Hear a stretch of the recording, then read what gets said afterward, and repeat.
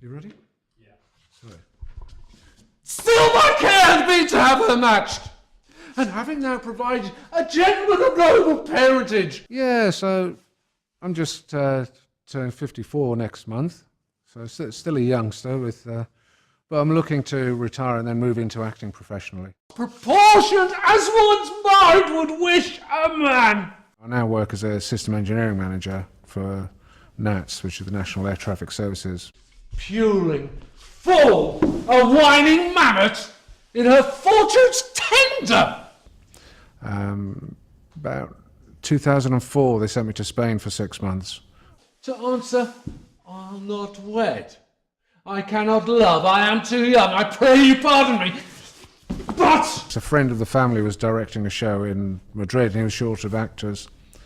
And someone suggested, put forward my name, said, oh, Andrew can act. So, yeah, there'd been like a gap of 20, 30 years, but I was like, okay. Would you be sitting down a minute there for yourself now, Eileen? I've news to be telling you. I've just brought the two McCormicks home. Yeah, so my aim now is, the thing that I'm really passionate about. It's not the work I do every day, which in the air traffic control side of the world, it is about the acting.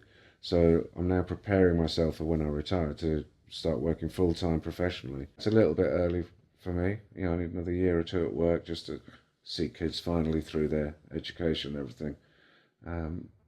So I may do the follow-on course next year, or I may just, start doing small pieces of professional work on top of the amateur work as well. Well, it'd only be a minor role, aye. But it'd still be a good part, Although there's more important things in the world than good parts in Hollywood films about cripple fellas. About 27 years ago now, I've been at the same company. It's quite a long time in one place.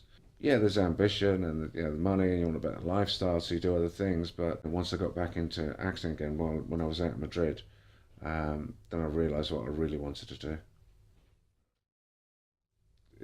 The two kids I've got, really proud of, Daniel and Maria. So Daniel has just started work teaching now down in Southampton, and my daughter Maria's got 1 year to go at university in Guildford at Surrey University. And of course the other day I got married as well. I've been very lucky. We've been married 29 years now. The greatest achievements I think is bringing up the family, really. The children. That's got to be the top one. When I found out I had cancer, I had testicular cancer. The GP had taken so long to actually agree there was a problem that by the time I got to the consultant, very quickly removed the tumour. But by then I had secondary tumours in the lungs. So I was I had chemo for 5 months, whereas at least half the time I was in hospital.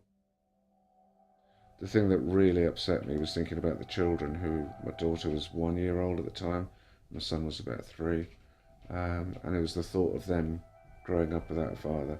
Because when you hear the big C word, cancer, you think you're going to die. It was almost a shock in itself to me that I wasn't upset for myself, I was upset that idea of them growing up without their dad. If there's nothing I can do about something, if it's really out of my control, then there's no point worrying about it. Some people, for example, are scared of flying, and they're absolutely panicked, and my wife's not a good flyer, and I've probably got the fingernail marks in my arms to prove it.